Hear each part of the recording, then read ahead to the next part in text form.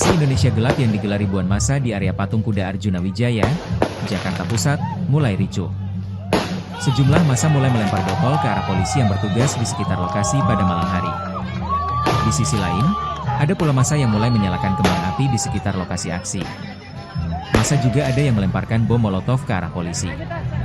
Adapun mobil komando aksi sudah terpantau mundur dari barisan. Namun, masih ada massa yang memilih bertahan. Massa yang bertahan itu mulai membakar ban di sekitar lokasi aksi. Ayo bangun persatuan, keadaan sudah gawat. Adili Jokowi, ganyang Prabowo. Saat ini Indonesia memasuki babak kelam dalam perjalanan sejarahnya, di mana rakyat dipaksa menanggung beban ketidakadilan yang semakin berat. Pemerintah Kabinet Merah Putih yang dipimpin oleh Prabowo Subianto dan Gibran Rakabuming Raka semakin menambah penderitaan rakyat dan kebijakan-kebijakan yang semakin menyengsarakan dan menindas. Dalam suasana yang penuh ketidakpastian dan krisis sosial ekonomi, kebijakan yang diterapkan justru mengarah pada ketidakadilan yang mendalam, merusak tatanan sosial dan memiskinkan rakyat.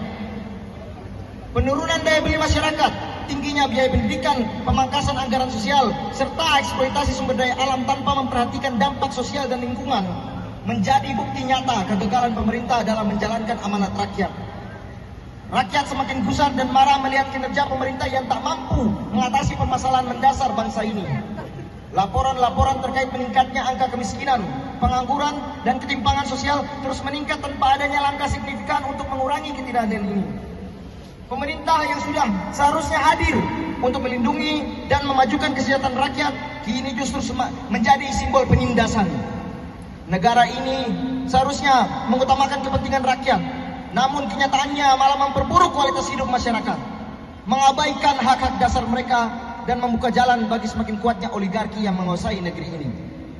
Koalisi masyarakat sipil yang tergabung dalam gerakan Indonesia Gelap memanggil seluruh elemen bangsa untuk bangkit melawan ketidakadilan ini. Kami tidak akan diam melihat negeri ini dihancurkan oleh pemerintahan yang tidak berpihak kepada rakyat. Mari kita bersama-sama menyuarakan tuntutan-tuntutan yang akan membawa perubahan nyata bagi masa depan Indonesia. Adapun tuntutan-tuntutan dari koalisi masyarakat sipil adalah sebagai berikut. Tuntutan dari koalisi masyarakat sipil, yang pertama, ciptakan pendidikan gratis, ilmiah, dan demokratis, serta batalkan pemangkasan anggaran pendidikan. Pendidikan adalah hak fundamental setiap warga negara. Pemangkasan anggaran pendidikan hanya akan memperdalam ketimpangan akses dan memperburuk kualitasnya. 2. Cabut PSN bermasalah, wujudkan reforma agraria sejati, proyek strategis nasional kerap menjadi alat perampasan tanah rakyat. Kami menuntut pencabutan PSN yang tidak berpihak pada rakyat dan mendorong pelaksanaan reforma agraria sejati. 3. Tolak revisi UU Minerba. Revisi UU Minerba ini hanya menjadi alat pembungkaman bagi rezim terhadap kampus dan lingkungan akademik yang bersuara kritis. 4. Prioritaskan agenda penghapusan kekerasan terhadap perempuan. Memprioritaskan agenda penghapusan kekerasan terhadap perempuan, salah satunya dengan menerbitkan instruksi Presiden untuk percepatan implementasi UU TPKS nomor 12 tahun 2022, Undang-Undang PKDRT nomor 23 tahun 2004, dan segera mengesahkan RUU PPRT dan penegakan hukum lain yang berpihak pada perempuan. 5. Akui persamaan hak terhadap ragam gender dan seksualitas serta kelompok marginal lainnya.